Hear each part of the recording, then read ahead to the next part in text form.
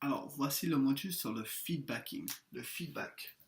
Alors, le feedback, c'est similaire que le debrief, mais il y a une grande différence.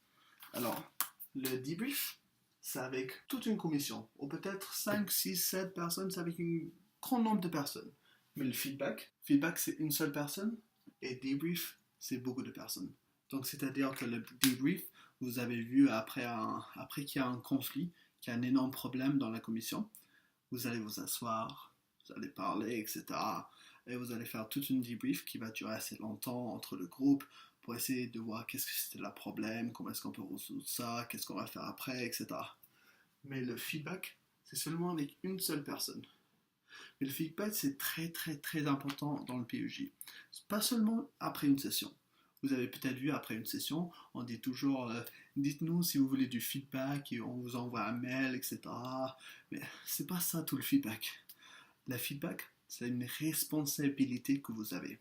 Responsabilité de dire aux gens, s'ils font des choses bien, vous leur dites, vous faites quelque chose qui est bien. S'il y a quelqu'un qui fait quelque chose qui n'est pas bien, c'est aussi une responsabilité d'aider cette personne à s'améliorer. Et c'est ça dans lequel nous allons parler. Nous allons parler déjà de côté comment est-ce qu'on peut aider quelqu'un quand ils ont fait quelque chose qui est moins bien. Comment est-ce qu'on peut leur aider à se développer. Parce que dans le PEJ, notre but, c'est de faire développer les gens. Et avec le feedbacking, vous pouvez vraiment faire développer les gens. Alors, premièrement, on va imaginer que nous avons un délégué qui s'appelle David. Ok, on a David. On faisait Abigail's story, machin, l'histoire d'Abigail.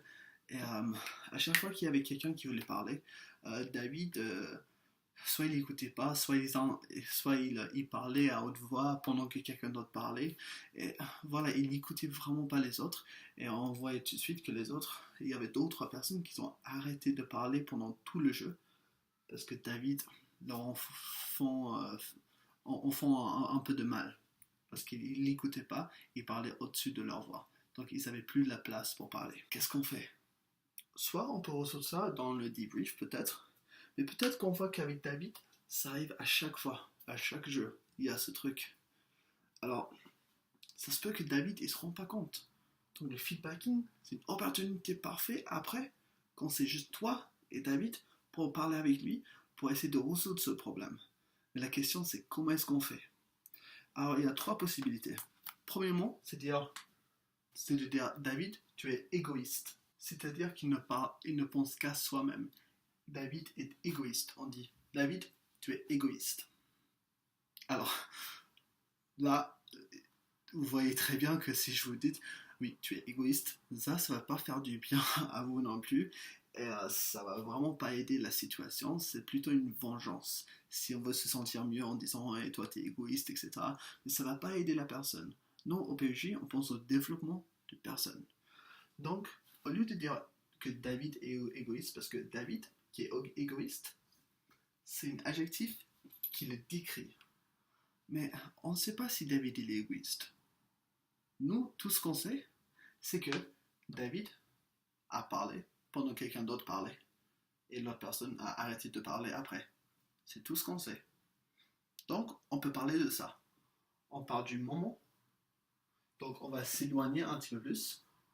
On parle du moment. Le moment que ça s'est arrivé. Donc, le action. Le moment ou le action. Et on peut dire, quand tu as parlé, et quelqu'un d'autre parlait déjà, la personne a arrêté de parler ensuite. Tu vois, déjà, quand on dit ça, c'est bien précis. La personne peut voir tout de suite que oui, peut-être que son action n'était pas bien. On peut dire que l'action de parler pendant que quelqu'un d'autre parlait n'était une action qui n'était pas bien. Mais peut-être qu'en disant ça, David va aussi se sentir un peu trop triste parce que on est en train de dire que ses actions, les choses que lui il fait, ne sont pas bien. Alors dans le feedbacking, il y a un moyen de s'éloigner encore plus.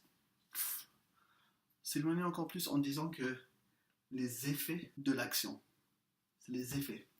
Donc, pas seulement en disant que c'est le fait de parler au-dessus de quelqu'un d'autre qui n'est pas bien, mais c'est le fait que quand David a parlé au-dessus de quelqu'un d'autre, cette personne s'est senti mal. Cette personne a senti qu'ils n'avaient pas la place pour parler.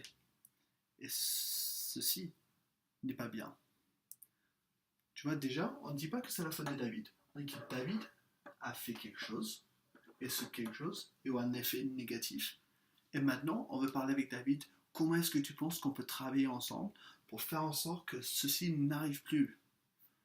Donc on demande, alors David, tout à l'heure pendant le jeu d'Abigail, je pense que tu as vu que quand Julia a parlé, tu as parlé au-dessus d'elle, ensuite s'est arrêtée de parler et elle s'est sentie mal et peut-être qu'elle s'est sentie qu'il n'y avait plus de la place pour parler dans le groupe. Comment est-ce que tu penses qu'on peut faire en sorte que Julia a la place pour parler dans le groupe? Tu vois, tout de suite, on ne dit pas que David, tu es égoïste, ou David, tes actions, ce que tu fais n'est pas bien. Mais on dit qu'il y avait un effet négatif, et maintenant on veut travailler ensemble pour que ça soit un effet positif au lieu de négatif. Et en disant ça, David, il va se rendre compte, ah ouais, mince, peut-être que quand je parle, je dois d'abord écouter les autres. Il va peut-être se dire ça.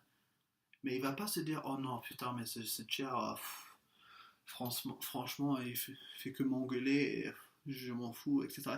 Il va pas penser comme ça, parce que nous avons créé quelque chose de positif, quelque chose de constructif, pour améliorer la solution. Donc les règles du feedbacking, premièrement, il faut être précis. Il ne faut pas dire, David, en général, tu parles au-dessus des autres. Ça marche pas. Il faut dire, dans ce moment-là, quand cette personne parlait, et tu as parlé, cette personne s'est arrêtée de parler, et ensuite ça crée un effet qui n'est pas bien. Tu vois, il faut précis. Il faut parler des effets. Donc, comme on a dit, on ne parle pas des actions eux-mêmes, ou de nous, comment est-ce qu'on interprète ces actions en disant qu'il est égoïste, etc. Mais on ne parle vraiment que sur les effets des actions. Les effets, qui est très important. Et là, j'écris seul. Quand on va avoir ce feedbacking avec David, imagine qu'il y a 2-3 autres personnes à quelques mètres de nous. Là, David, il va se sentir mal, ou il va se sentir qu'on essaie de le forcer en groupe, ou quelque chose comme ça. Le feedbacking, ça se fait pas comme ça. Ça se fait que qu'on est juste tout seul, et qu'il y a d'autres personnes qui sont assez loin, et ils peuvent pas nous entendre. Et nous, on a une discussion juste nous deux, juste ensemble. Donc, il faut être précis, il faut se baser sur les effets, il faut être seul avec eux. Et quand on fait ça, on peut avoir du bon feedbacking. Alors tout ça, c'était le côté négatif, qui est très important. Genre, quand je dis côté négatif, c'est qu'il y avait un problème, et on veut résoudre ce problème avec du feedbacking. Il y a un autre moyen de le faire, qui est un moyen constructif. Encore plus constructif que cette méthode-là. Alors, je vais donner un exemple. J'avais un délégué qui parlait à peine l'anglais. C'était dans une session en Ukraine. Elle parlait à peine l'anglais. Elle avait vraiment du mal. Et j'ai senti au début, pendant la première heure, qu'elle a presque pas parlé. Je me suis demandé pourquoi. Et après, j'ai vu qu'en fait, elle parlait vraiment pas anglais. Et il y avait un jeu, elle avait commencé à essayer de parler un petit peu. Elle a vraiment eu du mal. Donc après le jeu, il y avait un coffee break. Moi, je suis allé voir pendant la pause café. Et je lui ai félicité sur son niveau d'anglais. Je lui ai dit, vraiment, voilà, au tout début, j'ai vu que tu as vraiment eu du mal. Mais là, maintenant, je vois que tu t'améliores vraiment et tu te mets. Et je vois que tu as déjà appris beaucoup d'anglais pendant juste les dernières 3 heures. Et alors là, pendant les prochains 4 jours, ça va être quelque chose de formidable pour toi. Et la personne, elle a vraiment senti, ah ouais, c'est vrai, j'ai du progrès, je peux faire ça. Elle était super active, super dynamique pendant toute la session. Euh, on avait du mal à le comprendre, oui. Mais à chaque fois qu'il y avait un mot qu'elle n'arrivait pas, le groupe l'aidait à retrouver ses mots et elle se battait à continuer. Mais elle faisait que ça parce que je lui ai déjà dit qu'elle a fait vraiment quelque chose de bien.